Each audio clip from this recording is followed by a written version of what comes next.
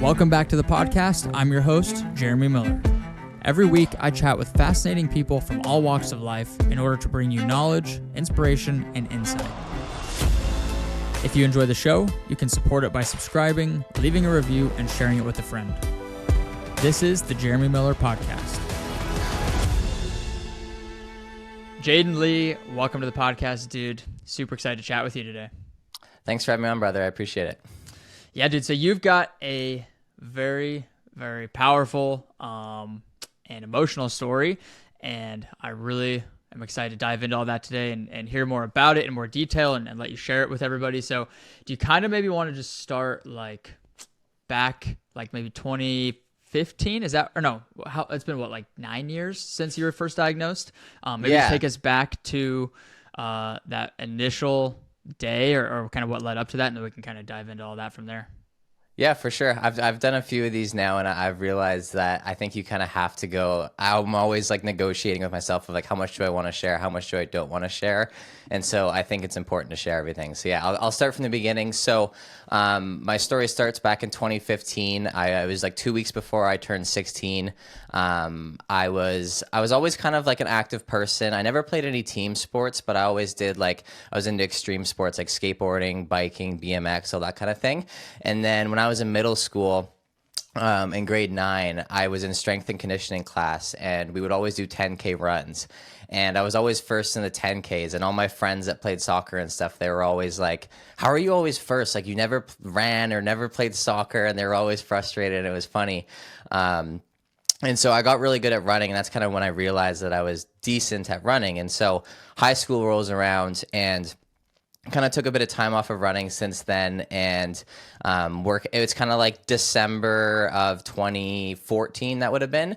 And so it's getting to the point where like I hadn't been running a lot, but I started again in PE class, and it was getting to the point where like I just felt really out of shape and kind of lazy, and it got to the point where I couldn't even run a lap around the track anymore. And I'm like, what the heck is wrong with me? And so I just thought I was out of shape. So I like started eating healthier. I was going on runs at like the river by myself at the trail and just doing all that kind of stuff. And I was like, why? Like, what's going on? And then couple weeks later, it was like beginning of January of 2015.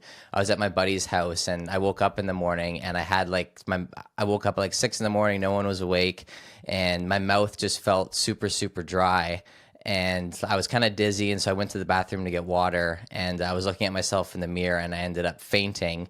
And I don't know how long I was out for, because I was by myself. I just woke up on the bathroom floor, and I was like, okay, like something's wrong. Like, I'm usually one of those people that I'm like, oh, I'm fine, and blah, blah, blah. So a couple weeks later, I was still kind of brushing it off. Like, I was kind of nervous to tell my parents that I had fainted, just because I was like, I'm all good, blah, blah, blah. But it got to the point where I was sitting out in PE class all the time, and my PE teacher ended up emailing my mom. And he was like, Jane's not looking so good. He's looking a little green around the gills. Like, he's been sitting out in PE class. And so my mom emailed him back. I was like, yeah, I've been noticing the same thing. He's kind of pale, but he says he's fine, but I'm going to take him to the doctor now. So I remember this day like the back of my hand. And so it was January 28th, 2015. I was like late for school in the morning, and my mom wrote me a note to get out of PE class. And so that afternoon in PE class, I sat out, and everyone's like, why are you sitting out? I'm like, oh, I'm just not feeling good. I got to go to the doctor later. And so mom picks me up from school, go to the doctor, and he writes like a lab requisition form for me to get my blood work done. So after that, go get my blood work done. And then it's like evening time. It's like 4 p.m. in the evening, and I'm just like eat dinner. And my mom took my resting heart rate at the dinner table, and just sitting at the dinner table, it was like 120 beats per minute. And so she's like, wow, like, yeah. So we kind of knew something was up, but didn't really know much. My mom had some like heart problems like when she was younger, and so she thought maybe it was something like that. And then so a couple hours goes by, and I'm playing like Xbox with my friends. I'm like 16 years old, and we're just online playing Call of Duty and stuff. And then I guess my mom got a phone call at like 9:30 at night, and she answers the phone and like, hey, is this Jayden's mom? Blah, blah, blah. And she's like, yep. And she's like, you got to bring Jayden back to the hospital right now. And they're like, my mom's like, why? It's like 9:30 at night. Like, can't it wait till tomorrow? And I guess they're not actually allowed to tell you on the phone, but she was like, can't it wait till tomorrow? They're like, we just got to do more tests, blah, blah, blah. And she's like, so they didn't actually think, like, she was kind of hesitant, like saying it could wait till tomorrow. So they ended up having to tell her on the phone.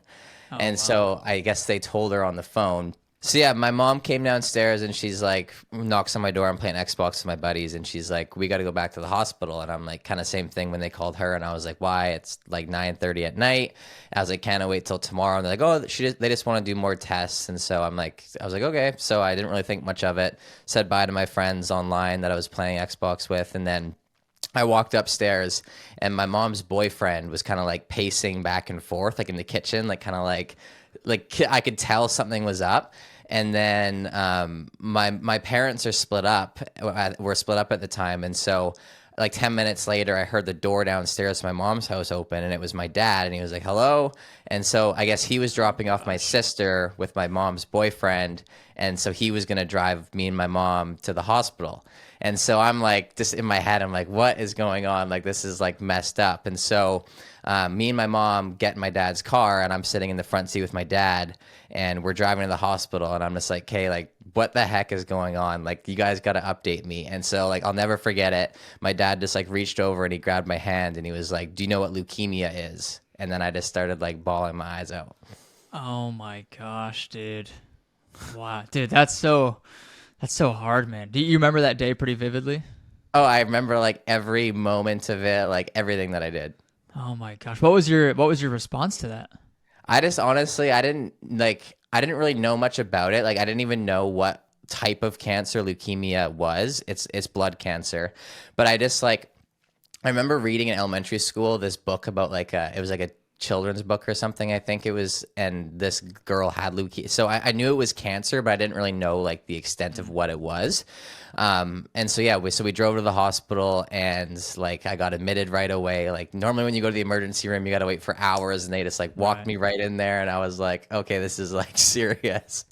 And so Dude. then I live an hour east of Vancouver, BC, and so in a town called Chilliwack. And so I went to the Chilliwack Hospital, and I basically talked to the doctor there. He kind of gave me the rundown because he was actually used to be an oncology doctor in the UK, and so now he was just an emergency doctor here. So he kind of knew exactly what was going to happen and kind of gave me the protocol. And he's like, "Yeah," he's like, "You got to go to BC Children's Hospital like tonight and like start treatment."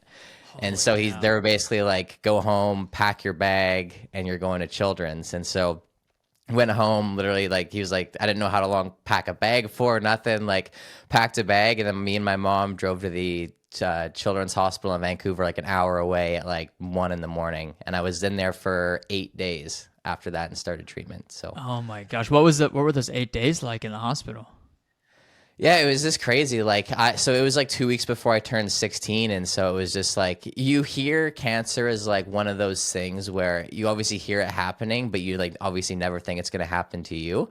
And so it was just surreal. Like, it was just, I remember going to Children's that night and going to the emergency room and then basically telling me like what was going to happen and stuff. And it's a very fast process. Like, they know exactly what's going to happen, what the treatment plan is. Like, I was already getting like blood transfusions that night because like chemo attacks are good cells obviously in your blood. So all my blood counts were super, super low. So they had to get me blood transfusions like right away to get my levels back up to start chemo. And so, yeah, I started chemo within 2 to 3 days of being in the hospital. And then, I was in there for 8 days, and then I got to go home the day before my 16th birthday. So luckily I got to go home for my birthday. And then the day after my birthday, I woke up with an infection, which was actually pretty dangerous because my immune system was super low. And so the next morning I had to go back to the hospital, and I had to go back for chemo, but I also had to go to treat the infection. So that was my longest stint in the hospital, and that was just over 30 days. Holy shit, dude. That's such a young age for that to be happening too. Like 15, And it 16 years old. That's so hard, man. Yeah, so I was in grade 10, and in Canada, high school is in grade 10 here. And so it was like my first year of high school, just kind of getting my bearings, and this like it was halfway through the year, and it was just like it really just like I don't really know how to, it's almost like a blur those times because I just felt kind of numb and just like I didn't really know what was going on. I was just kind of going with the punches and just kind of like doing whatever they told me to do, right? So yeah. Dude, yeah, I mean, because that's such a like formative age where you're like finally getting more independent, trying to figure things out, and then you get this shit thrown at you. Yeah. That's got to be hard to deal with. I'm sure there were some like, were there like dark times where you're like, man, what do I do with this? Like, am I gonna live to be 70, 80 years old, be an adult? Like, am I gonna get through this? Like, did you have a lot of those thoughts going through your head? I did and I didn't. Like looking, like everyone always asks me that, and I look back and it's like I didn't really like. I honestly, it's honestly I just felt numb. Like I just remember like I didn't really have much emotion. It just really like put things into perspective. Like I always hated school, and I remember like being in my hospital bed and I saw like stories of like all my friends at school and doing things, and it was like there was nothing more than I wanted to be back at school with my friends, and so like it just really put things into perspective for me. Oh my gosh! And you said 30 days in the hospital for that second time you went back. Yeah, so I did chemo for 3.5 years. So I Oh got my diagnosed gosh. January 28th, 2015, and then I finished May 23rd, 2018. And so I only actually had cancer for about a year. And during that year, it was intense treatment. So basically, like I was in for 8 days, then went home for like a day, and then was in for 30, and then they would do different cycles. So like there was one cycle where I was in for 4 days, got to go home for 4, home during the week, had to go Jeez. in or over the weekend. So for that year, it was very like in and out of the hospital. So I had to drop out of school. I just did school online because I didn't want to fall behind. And then, yeah. And so after the first year, you get on what's called maintenance. And so maintenance is I still had to take about 20 different chemo pills every single day. But I would only go to the hospital to get IV chemotherapy once a month. So that cycle Wow. repeated for 2 years, and then I finally finished that May 2018, and yeah, that was kind of the journey of that. Jeez, man. What was chemo like? I've heard it's just horrendous. Yeah, so like I was into like extreme sports at the time, so like biking and skateboarding and scootering and going to the skate park and all that kind of stuff. And I was always really good with that kind of thing. And so it completely just like deteriorates you. Like you lose all your muscle. I lost so much weight. It was really weird because I would try and do like things like normal things again. Like I would go to the skate park and stuff, and it's like I had to like relearn everything. Like I was so weak, and like I had to like get all my Jeez. muscle memory back and stuff. It was actually it was a really weird process because it was like I know how to do these things, but my body can't physically do it. Did it make you sick? I feel like I've heard from a lot of people that have to do chemo, like you're throwing up a lot and you're just always feel nauseous. Yeah, I have a pretty strong stomach, so I luckily didn't like considering most people like handled it pretty well. But I remember like the day before my first chemo, there I was on a steroid called prednisone.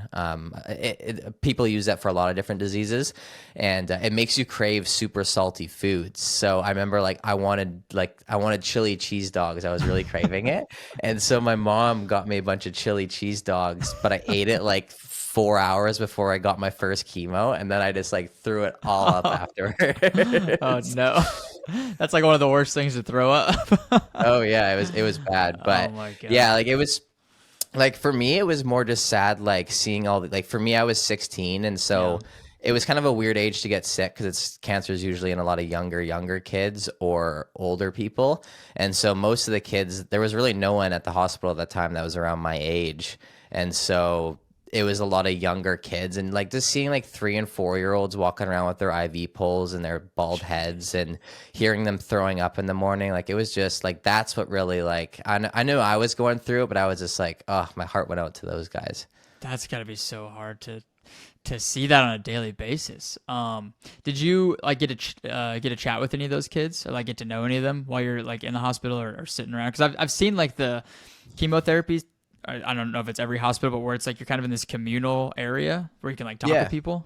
Yeah, and like the first night that I got diagnosed, I was sharing a room with a little girl who had a brain tumor, but like those kids were so young that like you couldn't really have a conversation with them, Right. and a lot of times they were tired and just sleeping, and so I didn't really get I almost got to know their families more than I did like their Right. parents and stuff, right? So Dude, that's so sad, man. That's like, I mean, again, not only are you dealing with like your own stuff, but like having to just be, it can't be a very, I mean, is it a positive environment? Like, I feel like it would just be so like grim all the time because nobody feels good. It's like, who knows how long some of these people might have to live. Like, what was that environment like?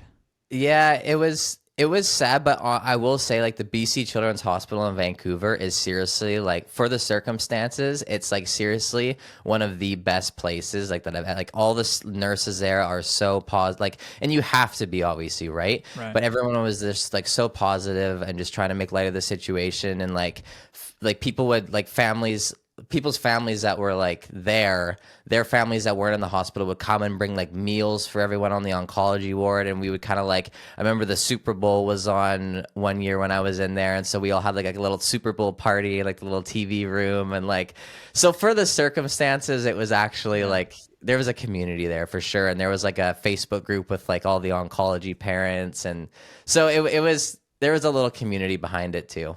That's cool.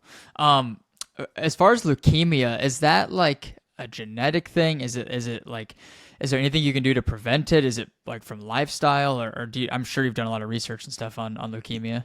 Yeah, no, I am literally the only person in my family that has ever had cancer. So not like not hereditary or anything like that. And it still blows my mind how they don't know how these things happen. I mean, I was a teenager when I got it, so like my diet was drinking Mountain Dew and eating Doritos while playing Call of Duty every weekend. So I mean, I didn't have the best diet, but what teenager really does, right? So I don't think I was really doing anything differently.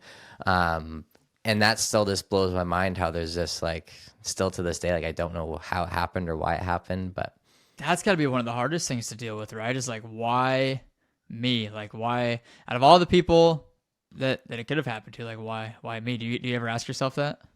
and that goes back to like that, like you always hear about these things, but you never think it's going to happen to you. And like I was always an active kid. Like I said, I was getting into running and I was into extreme sports, and like I was always just known as an active person, and like I wasn't like overweight or like, and so it was just like, how the heck did this happen? That's hard, man. Have you like found an answer for yourself to that question of like, I guess you never really will find the true answer, like why it happened to me. But have you like tried to work through that and like come to any kind of conclusion? No, but I'm a strong believer in that everything does happen for a reason. And I say this now, and everyone's always like, I will say like getting cancer was the best thing that could have happened to me, because it totally like changed my outlook on life and like to what I'm doing now. And after I got sick, like I still graduated on time, and so when I came back to school in grade 12, because I did on school online for a year, I wanted to do nursing because I saw what like the nurses did for me, and I was like, I want to give back and I want to do that kind of thing. So I came back to school in grade 12, and I took like bio and chemistry and all the stuff you needed for nursing. The university that I wanted to go to, you need 75 hours of volunteer work to get into this program, like in the hospitals and stuff. And since I was still getting chemo at the time, the hospitals and my doctor actually wouldn't let me volunteer because it was dangerous on my immune system, because my immune system was still suppressed. And so I was like, I went to the university and I was like, hey, like, I can't get these hours, but like I've been in the hospital for the last 2 years. Like I have more experience than any like volunteer hours are going to get me.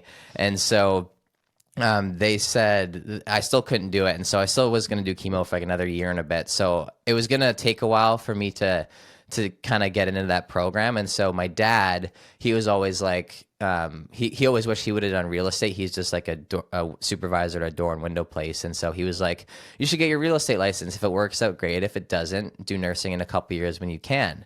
And so I signed up for the real estate program like right after I graduated high school. And so I've been doing it for almost 6 years now. Nice. And before I got sick, I didn't really like school. I didn't think I really had a purpose. I didn't really know what I wanted to do with my life. And I was just going to kind of go into like a trades and maybe do construction or something like that. So I don't necessarily know the why behind it, but I know that it happened for a reason. And I definitely wouldn't be doing the things that I'm doing now if I didn't get sick. Yeah, dude, I think that outlook and that perspective is honestly one of the most important and most powerful things you can have on anything in life. Like, because no matter what, like if you're existing as a human, you're gonna have some shit come up, some sort of suffering, whether your parents get divorced or you lose a loved one or you get diagnosed with cancer, like something shitty is gonna happen. And it's like if you have that mentality of like woe is me and like, oh, the world's out to get me, life sucks, why am I here, then it's just like your whole life's gonna be this negative energy. But if you can flip it and be like, man, that might have been the best thing that's ever happened to me, because now I have this new appreciation for life. I have this new perspective and like gratitude for things and being able to even be here.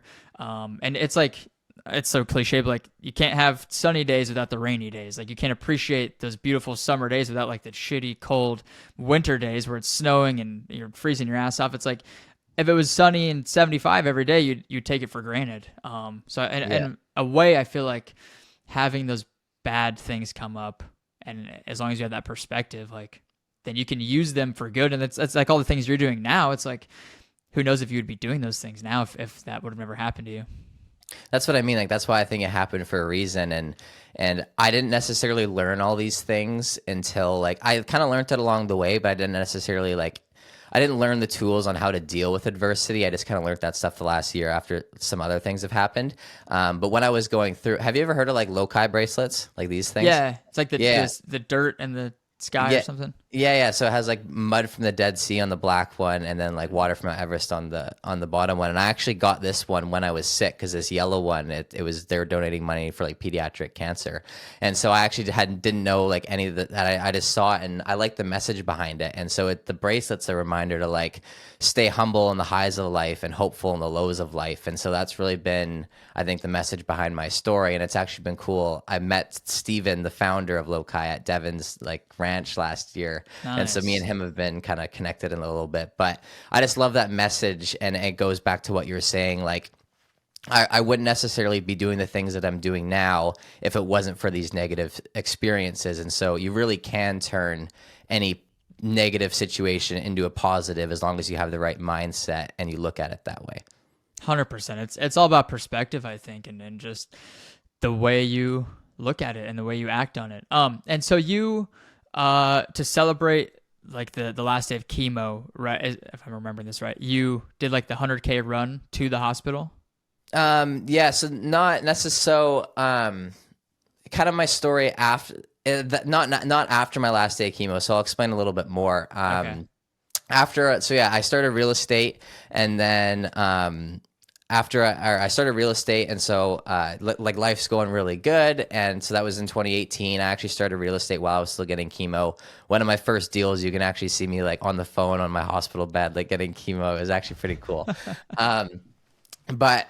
So real estate turned out really well for me. It's been great. Like, and so it's kind of talking about those highs and lows again. And so after I basically started my career. I bought my first house in 2020, and like life's going really, really well. And then August of 2020, my mom unfortunately suddenly passed away from a heart attack. And so she was 46 years old at the time, and she had some previous heart conditions like when she was younger, but like nothing since. And it was literally out of nowhere that I got a call and saying she was in the hospital, and didn't get a chance to say goodbye or nothing. So after that happened, I was in a pretty bad place mentally. And so that was August of 2020. And like a month later, like the night before her funeral, was kind of like, this is kind of like a really like moment for me that really like changed everything. It was the night before my mom's funeral. I got like drunk by myself in my house, and I was like crying on the floor. And I remember I think I was focused on the wrong things. When I started real estate, I was like, oh, I can make a lot of money, I can buy nice things. And I was kind of focused more on the materialistic things. And so that night I was like drunk on the floor by myself. And I was like, I'm 21, I have my first house, and I have all these things, but it's like, none of this stuff really means anything if I'm not truly happy inside. Right. And so the end of 2020, I was like, okay, I need like a goal to work towards to get myself out of this rut that I'm in. And I was like, I wanted to do a fundraiser for the children's hospital that helped me for a long time. I just couldn't quite figure out what to do. I didn't know if that was going to be like something real estate wise or what. And so I hadn't even really gotten into running yet at this point. And so me and my friend Cameron, we were hanging out one night at my house, And this was around the time that Devin Levesque did his bear crawl. And so went on my phone and I saw the video of like Dev's bear crawl, and I showed my buddy and Cam, and he was like, dude, that's sick. He's like, I wonder if you could kind of do some like endurance like challenge to like raise money for children's. And so I live an hour east of Vancouver, and so to Children's Hospital it's around 100 kilometers. And so he was like, you should run from here to Children's. And I'm like, I've never ran more than 10K in my life. Like, yeah, right. Like, there's no way I'd ever be able to do that. And so we just kind of, literally didn't think anything of it. And then the next morning, I woke up and I was like, I'm going to go on a 10, like, I didn't even think about this the night before. I was like, I'm going to go on a 10K, and just like, cause that thought kind of was in my head now. Right. And so the next morning I did a 10K, and I did it in like 50 something minutes, which after not running for a couple of years and going through all of that, I was like, that's actually pretty good. And so I texted my buddy Cam and I was like, let's do it. And he's like, do what? And I'm like, let's run to Children's. And so I was done chemo at this time. But yeah, so that was end of 2020. And then in 2021, we started training. And then we decided we were going to do a fundraiser for Children's and run from Chilliwack to the Children's Hospital. And so trained all year for it. And then in October of 2021, it was like me and a bunch of my friends, they all biked beside me. Cam ended up doing like 70K, and then his knee totally bugged out. But I ran a total of 103 kilometers, and it kind of blew up. Like, it got all over like the local news channels and stuff. And we ended up raising over $125,000 for the hospital. Jeez, that's incredible, dude. Man, that's amazing. I mean, first off, what year did you say your mom passed away? 2020. 2020. So you did this about a year after that? About a year afterwards. Yeah, like just after a year. Dang. And your mom's passing, you said it was sudden, just like totally unexpected? Yeah, she literally like I said, she had some heart problems when she was younger, when she was pregnant with me, but she hadn't had any problems since. And so she literally, like, it's a little bit of a story which won't go into like all the details, but basically I got a call from my dad saying she was in the hospital, and then didn't really know what was going on. And then I got a call from the hospital saying like, hey, did you know your mom's in the hospital? And I was like, yes, but she's getting transferred to this other hospital. And they're like, no, she's actually in the ICU in the Chilliwack hospital now. And I was like, oh, like, shoot, like, should I come there? And they're like, yes, come now. And so I remember like I rushed there, and I had to call my dad and my mom's boyfriend and like, hey, change of plans. Like, we're not going to this other hospital. We got to go to here right now. It's not looking good. And then like I was the first one there, and I walked upstairs, and I don't think I was supposed to see what I saw, because I went up into the ward and her room was like right in front of me, and I saw like a bunch of nurses and doctors in there just doing CPR on her. And then I kind of like, there was some nurses outside that saw me and then kind of saw what I looked at, and they were like, uh-oh. And so I just turned around, and like right then and there I knew what was going on. Jeez. That's so hard, man. That's man, that's tough, dude. I'm sorry to hear about that. That's especially when it's unexpected too. That's makes it way harder. Yeah, and it was, and like I said, I struggled for it with a long time, and but it's one of those things where now it's like what we talked about, like going through those highs and lows, and obviously like I miss my mom every single day, but it's definitely that this experience has taught me a lot as well. Do you feel like your cancer experience helped you deal with that too? Because you already gone through this really hard, challenging thing for 3 years, and then, I mean, I would imagine this was even harder if I had to guess, right? Yeah, it was for sure. And like for me, like like I said, I was kind of numb, and it was my thing. And so like I kind of like more felt bad for the other people that were going through, like my mom and my dad at the time. Whereas like this, like really like just not having a chance to say goodbye. And me and my mom didn't really have a great relationship the last couple of years. So like I just hadn't really talked to her a lot the last few years. And so I kind of just like, I really struggled with that. And so that was kind of like I needed to find a purpose again, and that's kind of why like my run was like not only for me and for the hospital, but it was also for like my mom too, right? That's so awesome, man.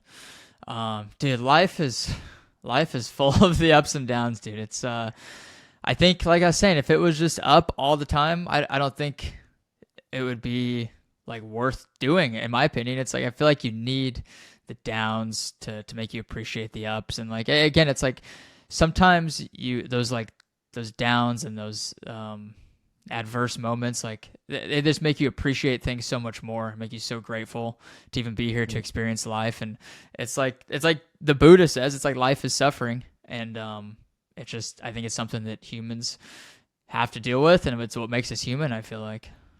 Yeah, and I mean, like what we were saying, like if I didn't get sick, I wouldn't have done this run, or if my mom didn't like pass away, like who knows if I would have came up with this idea and this goal, right? So it's like all these like big moments that I'm having right now, I don't think I would have had without these lows, right? And so I just recently did 29029 in Utah Nice. in August, and Colin O'Brady, I'm not sure if you're familiar with him or not, but one of his speeches, he talks about like looking at life on the scale of like ones and tens. And so like these 10 moments are like doing my 100K run and all, and like for me, like buying a house and like all these things, but it's like I wouldn't have had these tens without the ones, right? And so like Right. I love hearing that, and when you look at it from that perspective, it makes you appreciate those ones a little bit more, right?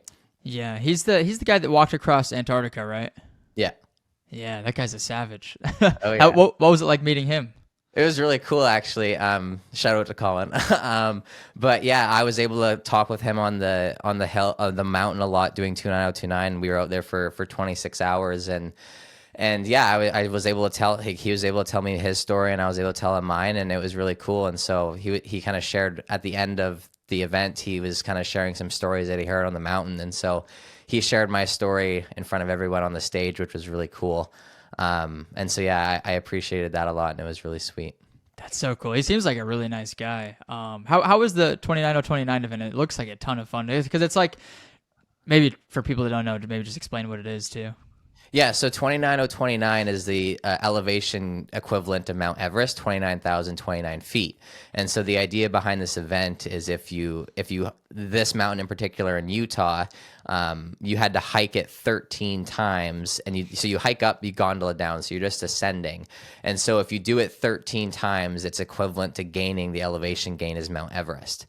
And so so yeah, so I was able to do that. I'm training for a 100-mile run right now, and so my idea behind the 29029 was like I want to get that experience of like, because my run took me like 12 hours, and so I was like I want to know what it feels like to be up for like 24 26 hours to kind of get like an idea of it. So I was like I'm gonna go slow, be out here the whole night. And so yeah, I ended up doing it in like, it was just under 30 miles. It was like 29.9 miles, 29,029 feet of elevation gain. And it took me around 20. I was trying to go slower, but yeah, it took me around 26 hours to do it.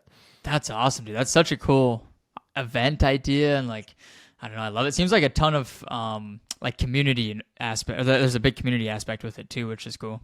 Yeah, and that's what I love about, like, I learned this through my run, and I'm learning, like, that's why I love running and just like I'm an endurance thing so much, is like, I mean, you obviously know this, like when I did my 100K run, I was done at like kilometer 80, but it's like it's all about your mindset, right? And the same thing with like the mountain. It's like when you're out there for 14 hours and you're like, this sucks, and but it's your mindset that gets you through it. And that applies to so many other different areas of your life, whether that's your personal life and going through hard things, or business and going through tough times in business. And so that's what I really like about doing all these things, and all the things that it's taught me just with my mindset.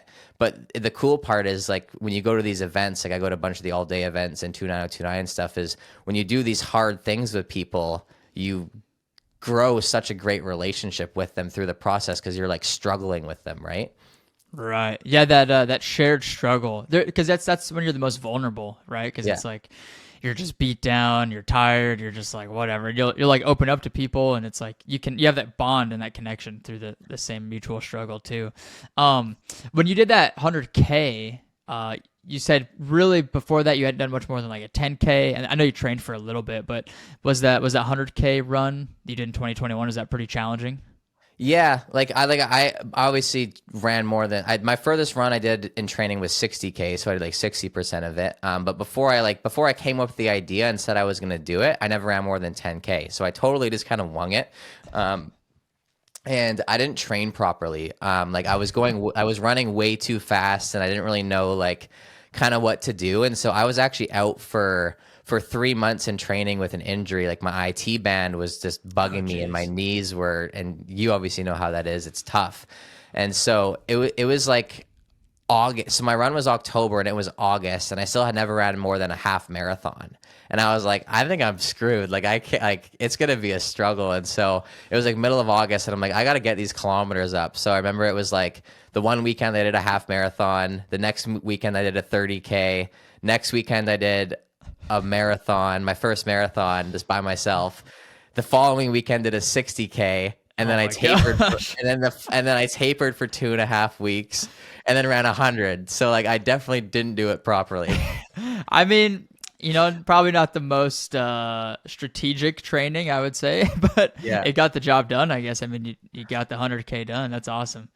Yeah, and that was a funny thing because like I don't think my body was like recovered or used to what I was doing, and so the 60K in training actually felt way easier than I remember like getting to 60K in my run. I'm like, why does it feel so difficult? It wasn't this hard like 3 weeks ago, but I wasn't recovered or anything. And I wasn't really doing any recovery, but I was just had such like a strong why behind it. And it was like just all over the news. And so like my mindset was just like, I have no option but to finish this thing. And I was like, I don't care how long it takes me. I'm getting to that finish line if I'm like crawling to it.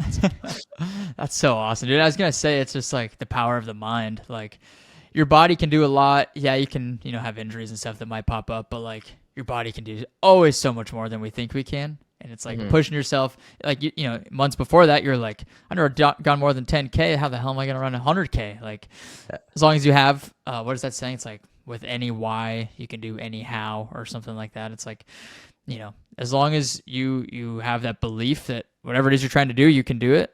Like you can do pretty much anything you want to do. So you're doing 100 miles. That's coming up in like a month, right? Or less than a month? It'll be 2 weeks tomorrow till I do it. Nice. How you feeling about that? Good, man. There's kind of like another why behind that as well. And just to kind of talk about the highs and lows again. Like, so after like, I think like my 100K last time, it was obviously, there was a strong why behind it. And it was like my mom and getting sick and everything. And then, like life just works in weird ways and humbles you very quickly because I do this 100K and it was so cool. Like for me, like, yes, it was cool. I ran 100 kilometers. Yes, it was cool. I raised over $125,000. But like the coolest part about it was like, there was kids that were, and because we finished at the hospital, there was kids that were sick in the hospital that came down with signs and made me signs saying like, thank you, Jayden. And then there was a kid that was like too sick to come down and he made me a sign in his hospital window from like the 8th floor saying thank you. And like, just to give those kids hope of like, this guy was in our shoes at one point and now look what he did.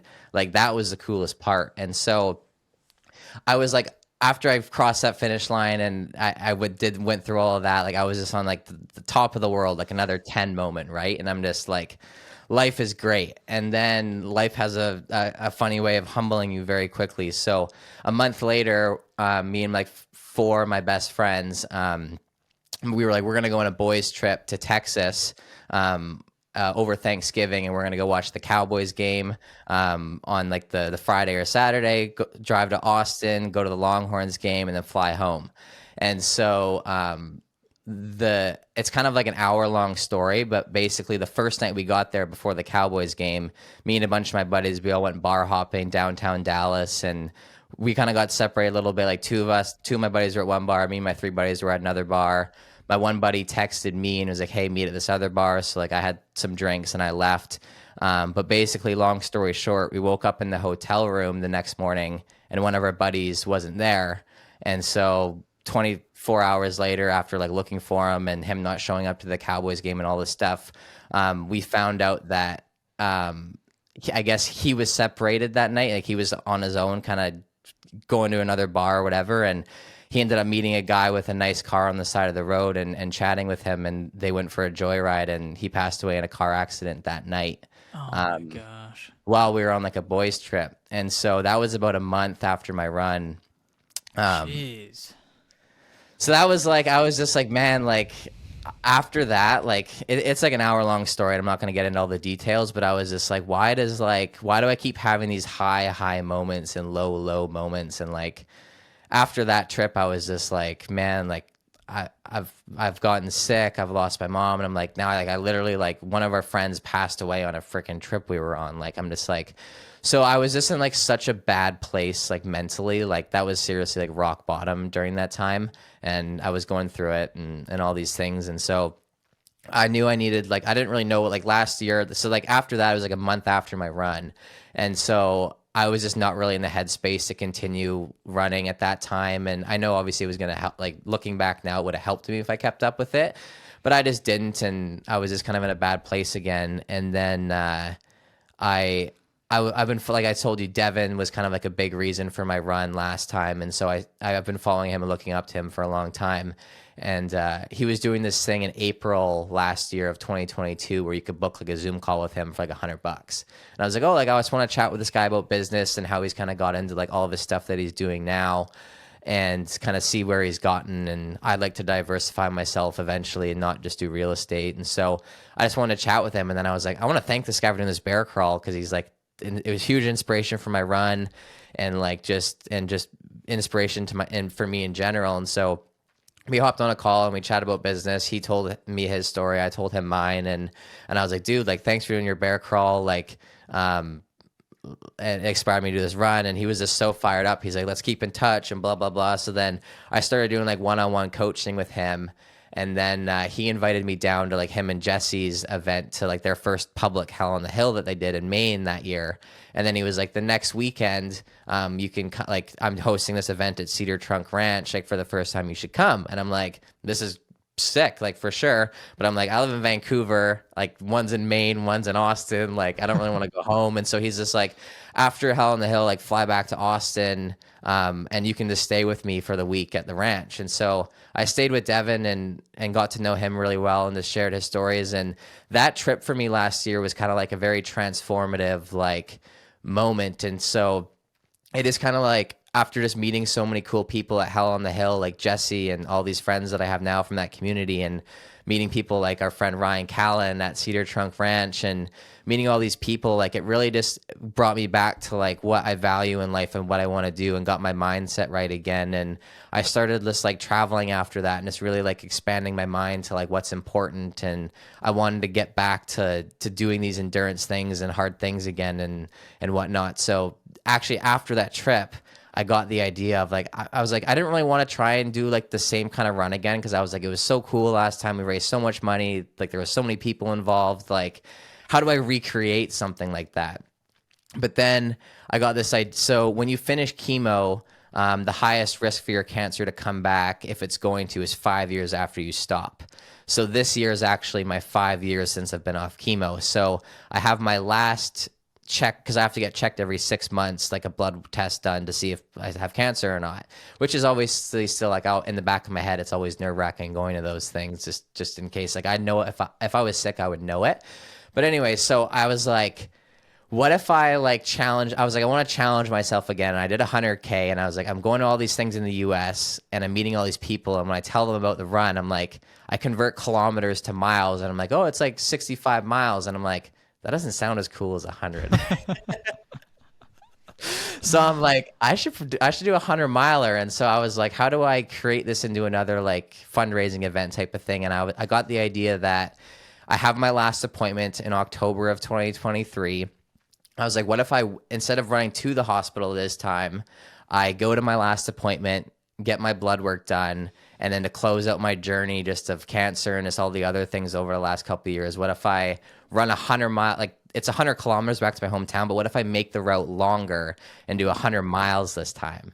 And so I was toying with the idea for a long time. I got in touch with our friend Ryan Callan, who's a running coach, and told him about my idea. And he was like, yeah, dude, like I'll coach you. And shout out to Ryan. He was the one that connected us. But yeah, so I've been training all year for it. And so as of 2 weeks tomorrow, I'll have my last cancer checkup. And then from that appointment, I'm going to run 100 miles back home to kind of close out my journey. Dude, that's so cool, man. Dude, it makes me emotional over here. I love stories like that, man. It's so cool. Like, I think that's the perfect way to wrap up all that stuff. Like, dude, I mean, diagnosed with leukemia, losing your mom, losing one of your friends, like the fucking punches just keep coming. That's just such a great way to wrap it up. And like, I love that you're ending it the opposite way, where you're gonna end at home. That's so cool. What's the monetary goal for this one? I'm gonna try and raise $150,000. So right now we're just over $10,000, and I mean, this time selfishly, like obviously it's great to raise a ton of money, and it's great to do it for the kids, like I did last time. But this time it's almost just it's selfishly, it's about like kind of like I'm just more like for me to celebrate my journey and what I've gone through, and just like after I did I think my run last time, the 100K, was just kind of a band-aid for all of the things that I was going through. Like it was kind of just like, oh, let's set this goal and to kind of cover up what I'm going through. Whereas the last year of just a lot of self-work, I've kind of learned the tools to deal with adversity, and that's why I want to challenge myself and keep doing these hard things, because like we talked about, it applies to so many other different areas of your life. And so selfishly, it's there's a lot more meaning behind it just than the fundraising and stuff this time. So it makes me emotional just talking about it, but it's going to be really special. I have a police escort to like block traffic the entire run. Nice. I have an ambulance as a support vehicle. One of my friends rented a full-size RV with like 7 beds in it that we're going to have like the kitchen stocked as like a support vehicle, and food and stuff ready to go. And like I have just meeting so many people from all these communities, like All Day and 29029 and Cedar Trunk Ranch. Like I have like 5 friends that are staying with me from the US, like Ryan Callen's going to be running the entire 100 miles with me. And of course he is, the guy's an animal. And so it's just going to be like a really cool, I'm just really excited for it. It's going to be really special. Dude, you should be selfish, man. You deserve to be selfish after all this shit. Like, you got to celebrate, like, you've made it this far. And not only, like, you've made it, but, like, I feel like you've thrived up to this point. Like, you've done all this stuff. Like, you're making an impact. Like, you're raising hundreds of thousands of dollars and, like, getting your story out there. Like, I'm sure that the amount of people that you're impacting in a positive way is just, it's countless and it's priceless. Like, dude, so you go celebrate, go be selfish for the 24 hours or however long it'll take to do the 100 miles, man. That's so cool. Where's the best place for people to donate? Like, after this podcast, I'm definitely going to personally donate and put out stories and try and raise as much awareness as I can. But where can people donate to help out? Well, first, I appreciate the kind word, man. Like it truly means a lot, and there's such a big why behind it, and that's why I love sharing my story, just to show people like you can go through bad things in life, but if you turn into a positive, it can be really special. But and that's why I like sharing kind of on my socials and stuff. And so everything's kind of on my Instagram. My Instagram handle is _Jayden Lee. I have the link to my fundraising page in my bio, and everything's going to be documented on there. I have someone taking over my social media for the whole run to document the whole thing.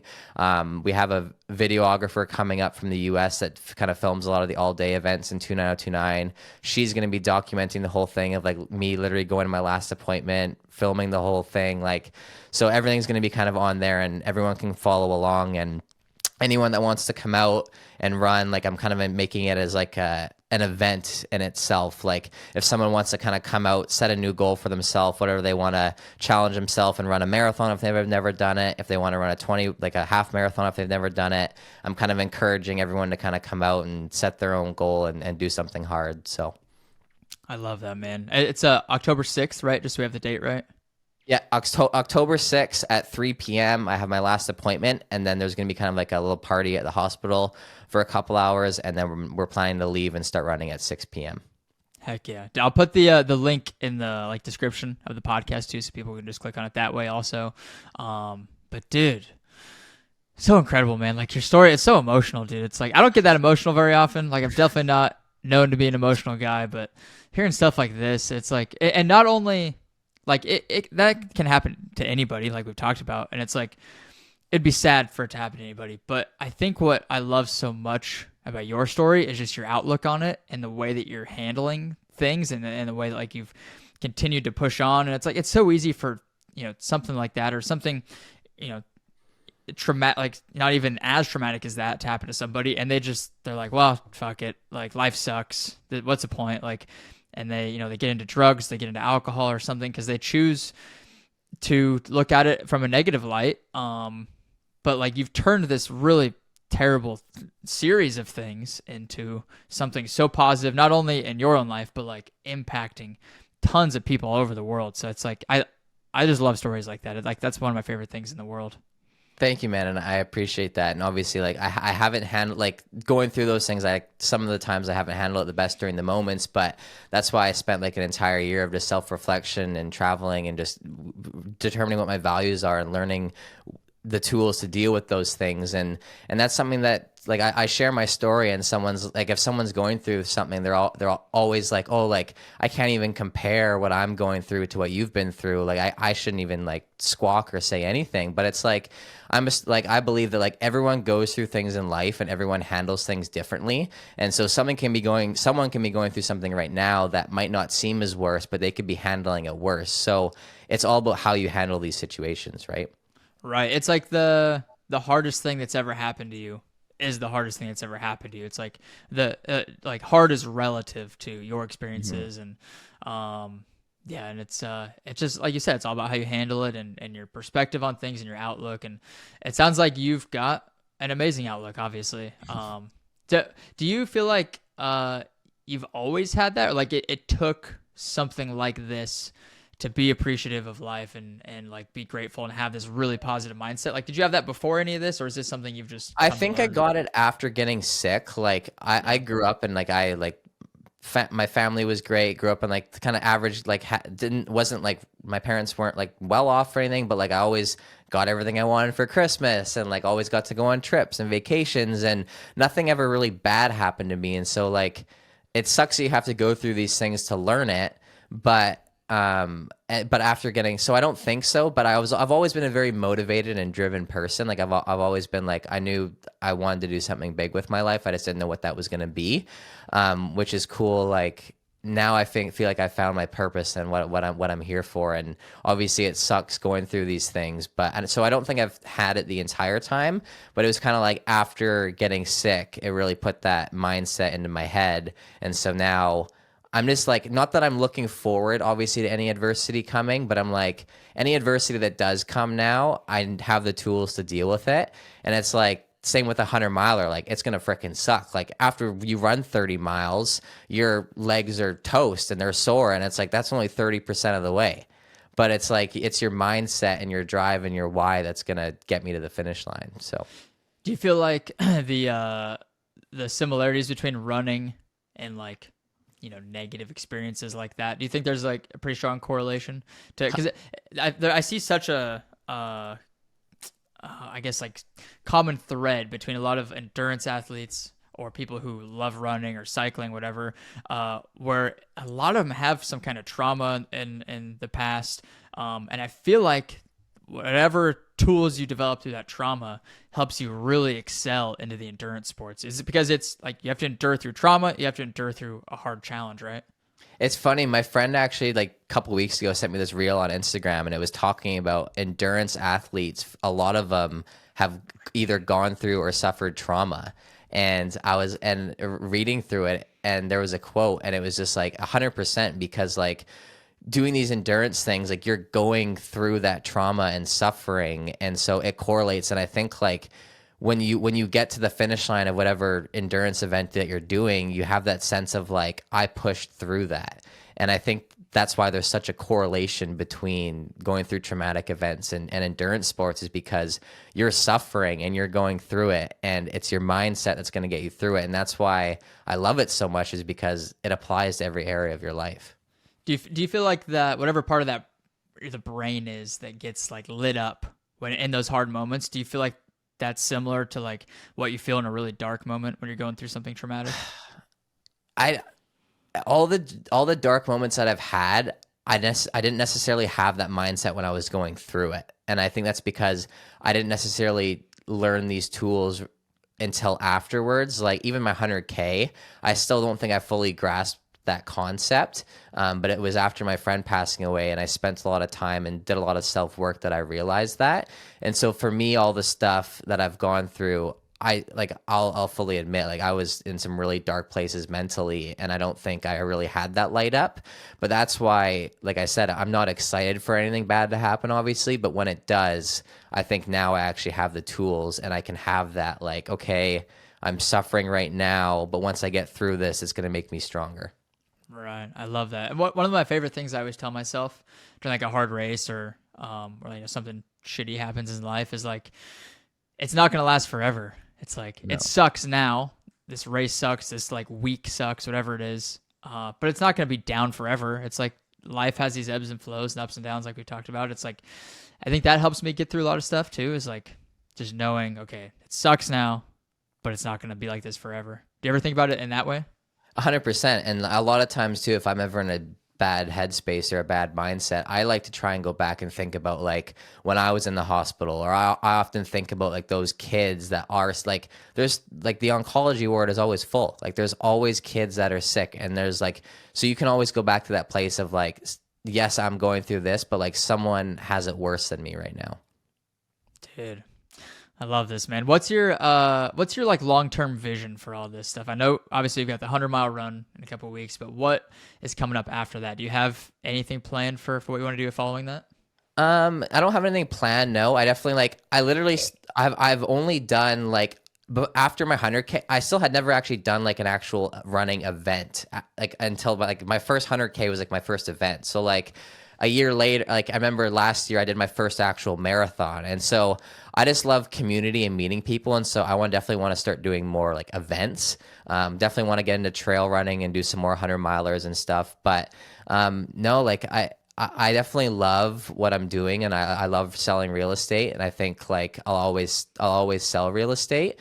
But I also love like sharing my story and just inspiring other people through it. So I'm in this weird spot of like, I feel like there's something more for me than just selling real estate in my small town of Chilliwack. And I'm so young, like I don't necessarily know what's going to come from that yet, but I definitely want to like, I just get so lit up about helping people and sharing my stories. So I don't necessarily have any plans, but I'm just like, I'm excited to see where life takes me in the next 5 to 10 years. Yeah. Dude, I mean, as much as you might love real estate, and people still need realtors, that's providing value too. But I feel like there's just so much potential with your story, and like you're good at speaking, you're good at sharing your story and like saying it in a relatable way for people and how they can get value out of it. Like I feel like it'd be wasted potential if you just sold real estate the rest of your life and didn't do anything else. Yeah, like I love speaking and like that. I would love to kind of get into like sharing my story and be on stage one day. So yeah, I could see myself doing that. It's just everything happens for a reason. Everything will happen when it's supposed to, right? So that's right. I love that, dude. Well, man. Actually, this is totally off side question, whatever, off topic. Have you seen the documentary The Alpinist? Yeah. So I was actually going to say that. So when I was at Hell on the Hill last year, I had a sticker on my water bottle, like a Chilliwack sticker of my hometown. Yeah. And someone looks at me and they're like, "You're from Chilliwack?" And they're from like Arizona. And I'm like, "How the heck do you know where Chilliwack is?" And they're like, "That's the guy with the Alpinist guy. He's from there, right?" And I'm like, "Oh, I didn't even think to make that connection." So yes, the guy from the Alpinist documentary, he's from my hometown and where I live, Chilliwack. So a lot of those mountains that he did in that documentary are like local mountains to here. Dude, that is I want to say it's my favorite. Definitely top 3, if not my favorite documentary of all time. It's so good. But I can't remember that guy's name for the life of me. Mark Andre, yeah. Dude, if you guys have not seen the Alpinist documentary, you have to go watch it. It is so good. It's so emotional and like, I don't want to spoil it, but it's so good. It's so good. And I think it just does a really good job of like highlighting like where I live. Like where I live is seriously one of the most beautiful places on earth, and it really captures that, I think.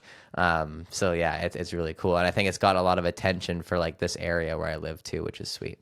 Yeah, dude, you said Chilliwack, and I was like, where do I know that from? It's like I've never been to British Columbia, and then I'm like, I think it's from that documentary because it's like such an odd term or odd name for a city. So I was like, I remember it from somewhere. That's so cool though, dude. That's a beautiful area up there. You haven't gotten into trail running yet?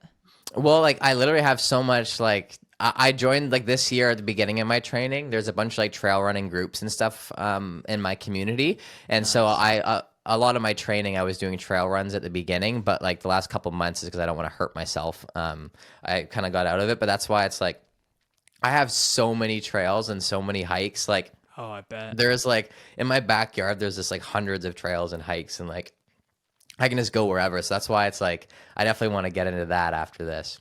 Oh, dude, that's got to be like one of the most pristine trail running locations in the world. I mean, I've never been up there, but it looks so beautiful. Yeah, but you're more than welcome anytime. Come up. Dude, I needed an excuse to get up to the Canadian mountains, so I might have to hit you up on that. 100%. But yeah, like 29029 is actually doing their event because they do different locations. And so they're starting they do it in Whistler, which is a couple hours from me, like just an hour and a bit north of Vancouver. And so that actually starts today and their challenge starts tomorrow. So tomorrow morning I'm driving up to Whistler and going to volunteer at 29029. So Nice. That's awesome, dude. Yeah. Well, man, I know you're a very busy guy. You got money to raise and miles to go run, so I don't want to keep you too long. But thank you again for coming on and sharing your story, dude. It's such a powerful story that I know is going to resonate with people. And I really appreciate you coming on and being vulnerable with it and just sharing it. So yeah, is there anything else that we missed? Like, we got the links for people to donate, got the dates out there. Anything else you can think of? No, I appreciate you a ton having me on here to share my story, and I hope someone can take something from this, and I hope it helps someone if they're going through a bad time. And no, I think that's about it. And just shout out to our friend Ryan Callan for connecting us. Of course, I know he'll love this. So no, just thank you again, and I appreciate it a ton. Dude, of course, man. I gotta start paying Ryan for all my podcast guest connections or something. He's recommended like half of the guests I've had on.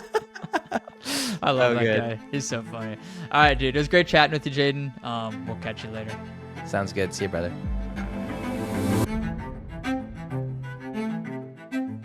Thank you so much for tuning into the show. If you enjoyed this episode, please make sure to subscribe to the channel, leave a review, and share it with a friend. We'll see you in the next one.